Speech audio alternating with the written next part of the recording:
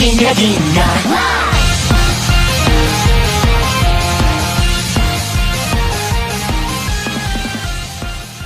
Hello everybody, Infinite Shinjo here, and welcome to Let's Talk Anime episode 46. So for today's episode, I was given 3 topics to discuss for this episode, but what I did a little bit differently in this one is that I watched the first 3 episodes of these, and I'm going to try and do that going forward, because what I did for a couple of these, I only watched like the first 1 episode, first 2 episodes maybe, just until I feel like I got a good grasp on what's going on. But I figure at least with the first 3 episodes, I should get a good grasp on it. But I think the only thing that's going to change that is if there's a show that I'm reviewing that's just something that I am not a fan of at all, I would at least give it 2 episodes. But otherwise, I give it 3 episodes just to kind of wrap me up in the story. Even though if I do that, it takes a little more time to get my notes out for it. At least it's more concise on, I watched the first 3 episodes of this, for example. But let me not waste any more time and start in with the first topic. Kamen Rider Saber. My goodness, I'm going to keep on saying this till the day that I die. You guys love your Kamen Rider. I literally have never heard of it until I started Let's Talk Anime, but you guys just really like it. And to be fair, there's a market for everything, so I'm not too surprised. And for this one, we have Kamen Rider Saber, or as I'm going to call it, Kamen Rider Reading Rainbow Edition, because there is no other explanation. If anybody remembers Reading Rainbow from back in the day, it's basically a way to try and get your kids to read, and that's basically what I get from this, because there is so much emphasis on reading here that it's honestly insane. But what I did for this, actually what I did for all 3 of these, was I listed off a couple of things that I noticed from my first thoughts of it, which didn't really fit in a pro or a con. And the first thing, Tassel himself. Because Tassel was honestly something that's kind of weird with the show, but something that I'm probably not going to forget. If you watch any part of this show, he's like at the very start of the show. He doesn't introduce himself till I think episode 3, but like the person that plays Tassel is having way too much fun with it, and honestly I'm kind of here for it. I don't know if Tassel is actually going to play a part in the show, like crossover with the actual canon of it, or if he's just there just to introduce everything. But like, I would say Tassel is one of the characters that just stole the show from me, just because of how outrageous he is. And like I mentioned earlier, this feels like some clever ploy to try and get kids to read, which honestly in a digital age like everything is now, I can kind of understand it. And this one I'm kind of wondering about. I'm not sure if there's like a logic behind it, but like Toma's the main character, I think. I only wrote his name down once, so I hope that that's right. I feel like I looked over these notes a couple of times, so I'm probably right. But like, whatever. Toma, I think he's the main one from Kamen Rider, the main character. He literally transforms into the robot and does the fighting himself. But then, crap, what's his name? I thought it Rintaro. He is shown in the first episode, and he literally makes like a golem of some kind. So it's just like, is it only that people do the fighting themselves? Or is it just that you can also have people do your fighting for you? Because I'm not sure exactly how that works. That might have been something that was established in a previous one, but I just found that kind of weird. And the next thing, I find it hilarious how half of the stuff that I wrote down under first thoughts is just based off of the characters alone. Rintaro. He is certainly a character. Next to Tassel, I feel like he's one of the characters that just kind of steals the show for me. Because just like the end of the first episode, I think it was, Rintaro just comes into the library that he works at on a lion, and he's just like, hey, how's it going? And then the episode ends with him just making the weirdest kind of creepy face ever. And I'm just like, okay, That's kind of strange, but at the same time, it's just something so out there that I just love it. Honestly, I'm thinking of my thumbnail right now because I already made the thumbnail for this episode, and I'm just laughing because he's in the thumbnail and it's just hilarious. But actually onto the pros now. The first thing, I like that Toma is a librarian, even though it's just there to say, hey, he's a librarian, he likes books. It fits into the whole book motif of it. So at the same time, it's obviously planned, but at the same time, that's kind of cool. And like, I'm kind of paraphrasing it at this point because like, librarian, bookkeeper, either one, it's kind of the same for me, although obviously they're different titles, but just like, librarian's the first thing that I thought of, but I know that there are going to be people that say, actually, he's a bookkeeper, so I want to at least get that addressed. And the next one, and obviously this is the case, the special effects have improved since the last couple that I've watched.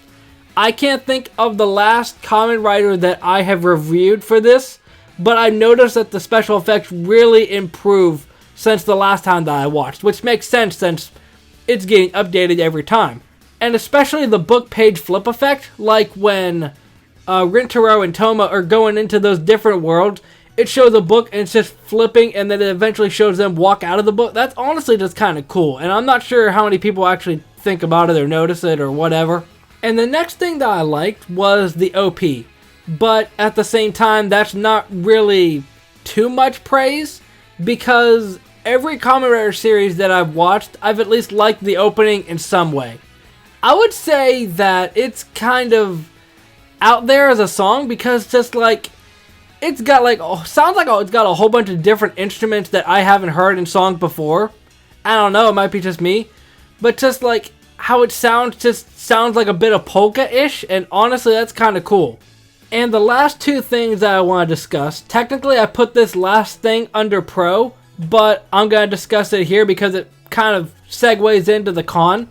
Mei's character. Now Mei is the secondary character. She's like a journalist that's trying to get Toma's books publicized or whatever, and needless to say, she's a love interest because of course she is. But I'm kind of torn on her character. Like, I like her character in a sense, but at the same time, even though she's a lot of fun, she's honestly so over the top that I'm not sure if I should actually take her seriously or not. And segueing into the cons, that kind of is the problem that I feel like I'm starting to have with live action stuff. Now, I'm not sure if you would classify this as live action or Super Sentai or whatever, but at least in this situation, it's that when I watch typical anime, they have these characters do crazy over the top effects, and it's just like, okay, that makes sense. They're characters, they can do that. But it just looks kind of strange when you see real life people do it. That's just my opinion. At the same time, I applaud the characters for trying to take that extra step to try and make them as wacky and zany as possible. But sometimes it just feels kind of weird, especially when they're real life people doing these effects. But that's just my opinion. You can let me know what you think about Kamen Rider Saber down in the comment section. Now this next one, Noblesse. This is actually super weird because like, I'll get into it later, but I got so much of a different variety of stuff to discuss in this video. But Noblesse is an anime that's currently airing. It's probably done by the time that I'm posting this video. But it is obviously a Crunchyroll original based off of the top there. But my first thoughts on it is, honestly, the first thing, I wasn't going to go into this too positively, because it just seems like it's being edgy just to be edgy.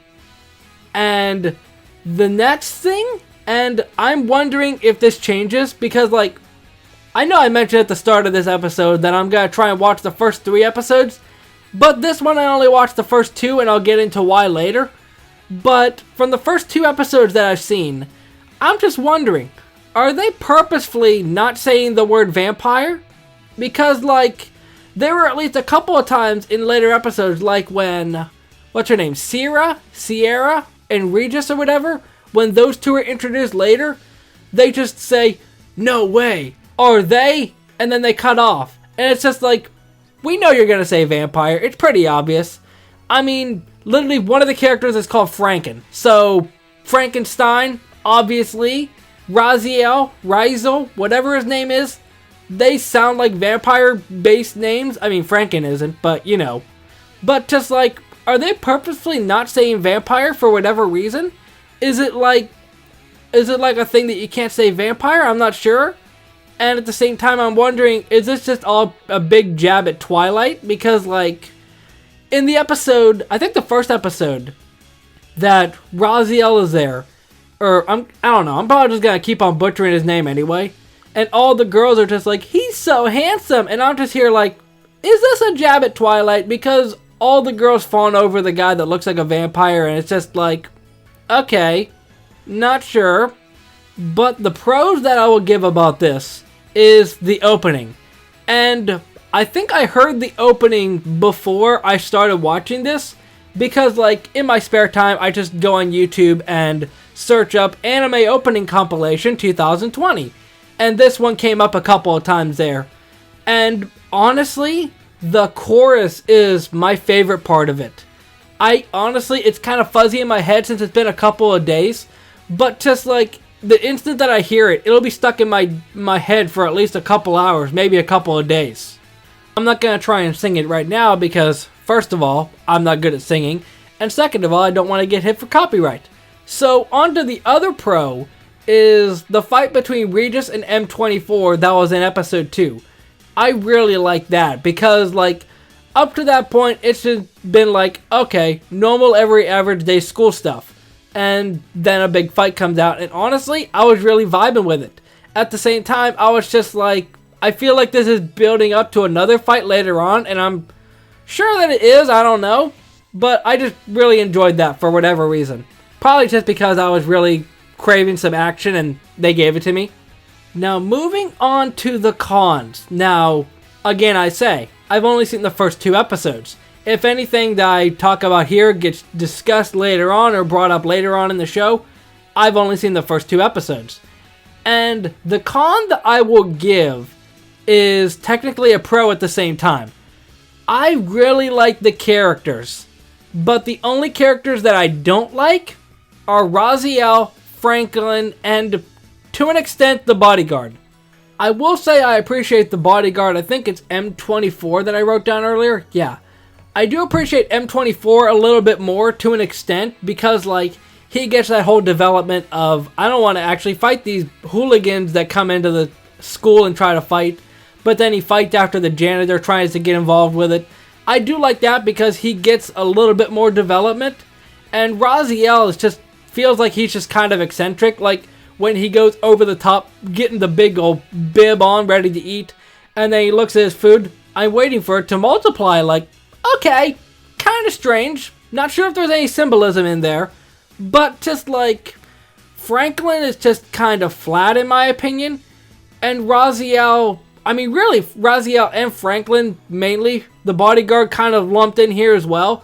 It feels like they're just there to be the eye candy. Like, in all honesty, it just feels like they're pandering to the early 2000s crowd when every anime was vampire this, vampire that. And I'm just like, they're just here to be handsome, and I'm not sure if I'm really vibing with that. It just feels like kind of boring. I mean, we got the whole plot of there are these people here that are probably going to attack the school eventually. But just like, I don't know. At the same time, this is a Crunchyroll original and coming off the heels of stuff that was a lot more hyped up, like God of High School and especially Tower of God. I really like Tower of God. It just feels like this is kind of meh, in my opinion. At the same time, it feels like it's pandering to the Twilight crowd, which not really a fan of. I don't know. Like I said earlier, it just feels like it's trying to be edgy, just to be edgy.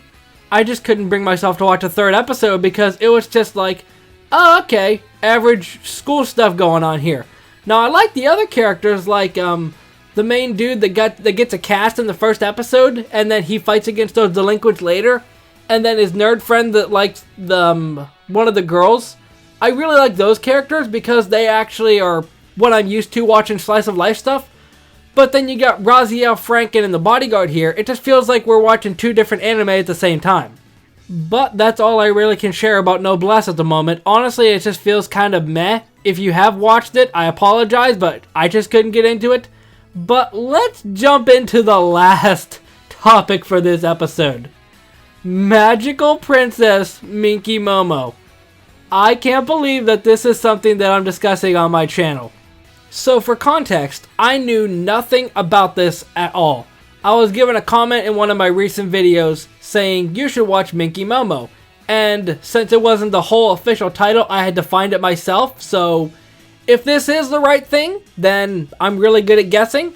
But if it isn't, this is what I'm discussing anyway. And my goodness, this show is something else. I'm probably just...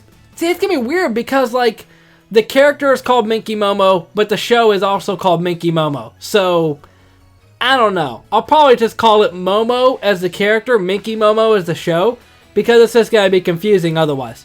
So, like I said, I went into this completely blind, and from the site that I watch all of my anime from, that's not through, like, Hulu or whatever, any stuff that I can't watch, like, through an official way, this is where I found it, and it is certainly old.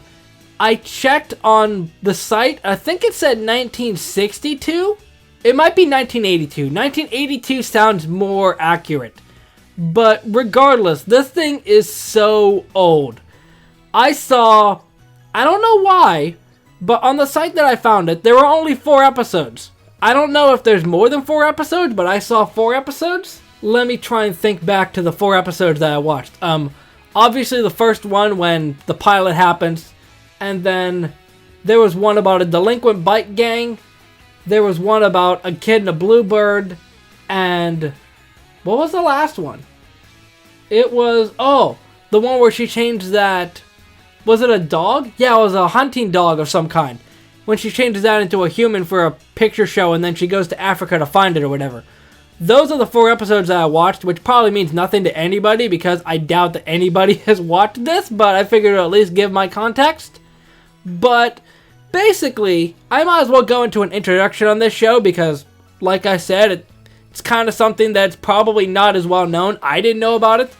But basically, you got Momo here, who, what's it called? Lambertstein or something?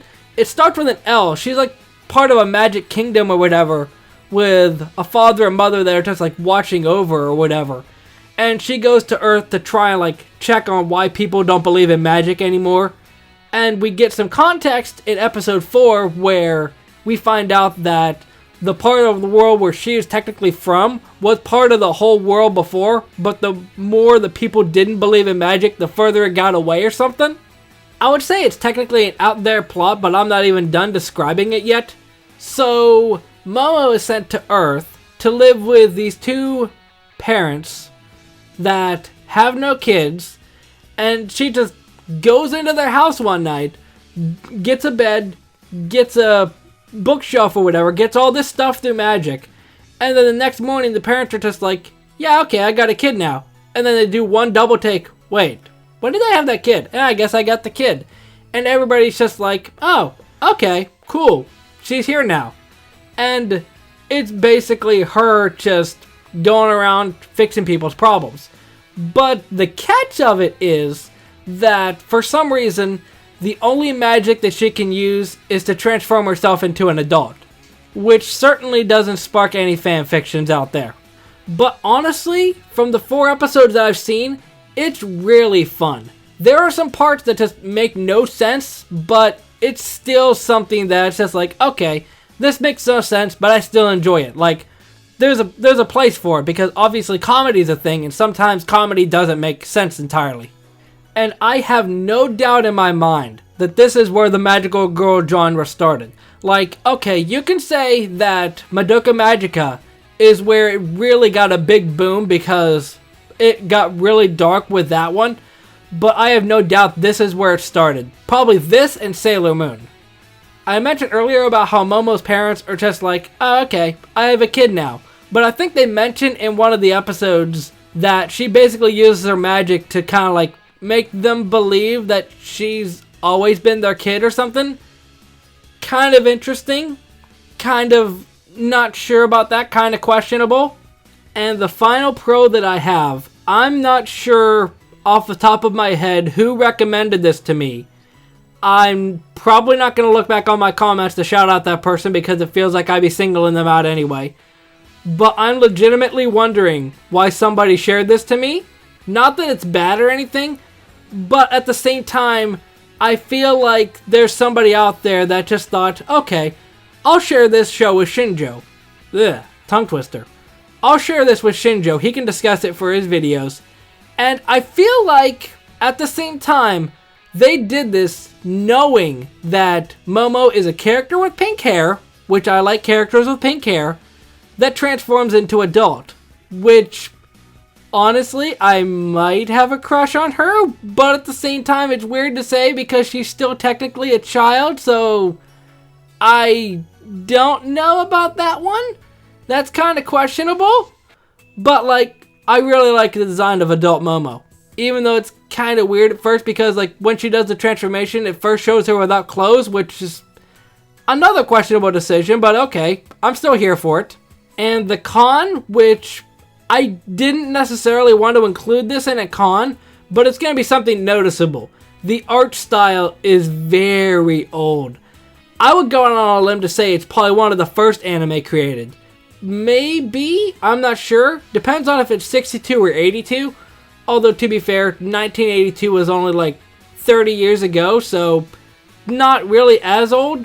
Speed Racer probably has it beat regardless, but like, it just looks old. And there are going to be people in this new age of everything looking digital and clean and nice that are going to go back on this and just think it looks disgusting. Like, I think the biggest frame rate or whatever, I think the biggest size I could get the screen was like 958 by 360 or something. I don't exactly remember the dimensions, but it certainly wasn't 1280.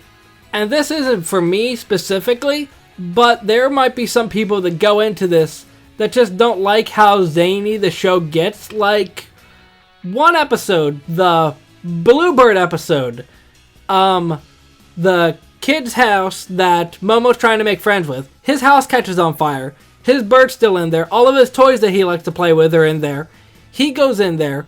Momo transforms into a firefighter, goes all the way up there, and before she gets there, the kid's just like, I'm going to protect you. And his toys, for whatever reason, I think through Momo's magic, just start piling on top of him to basically take the blow of the fire for him instead.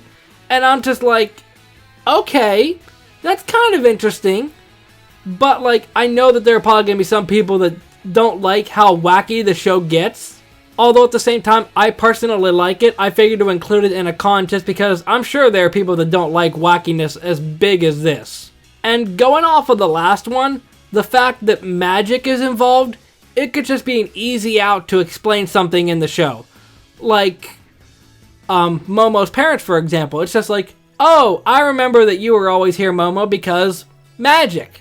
Since they've already used magic to explain some things in the show, they could really do it to just explain things like plot holes, for example. I hope they don't go that route, but at the same time, it's 30 years old anyway, so it doesn't really even matter at this point.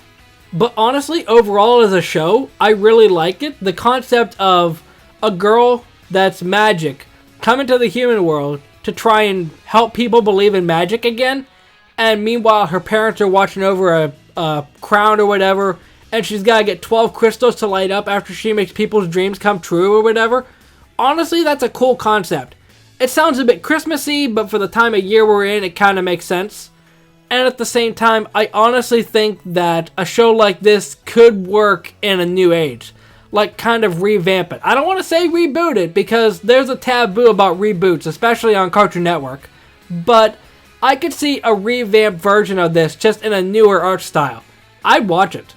But that is going to be it for this episode of Let's Talk Anime. I'm not going to make this outro too long, because I've already been recording for a long time anyway. But if you enjoyed this, hit that like button. If you've watched any of this stuff, let me know what you think down in the comment section. If you have any discussion topics for Let's Talk Anime, leave them down in the comment section. Although I will say, if you want me to discuss something, tell me specifically that you want it discussed on this channel, because I think somebody just said you should watch Noblesse, and I just took that to mean discuss it on Let's Talk Anime. If it's not specifically said that you want it discussed here, then I'm probably not going to touch it. But, yeah, I'll see you in the next episode. Momentai.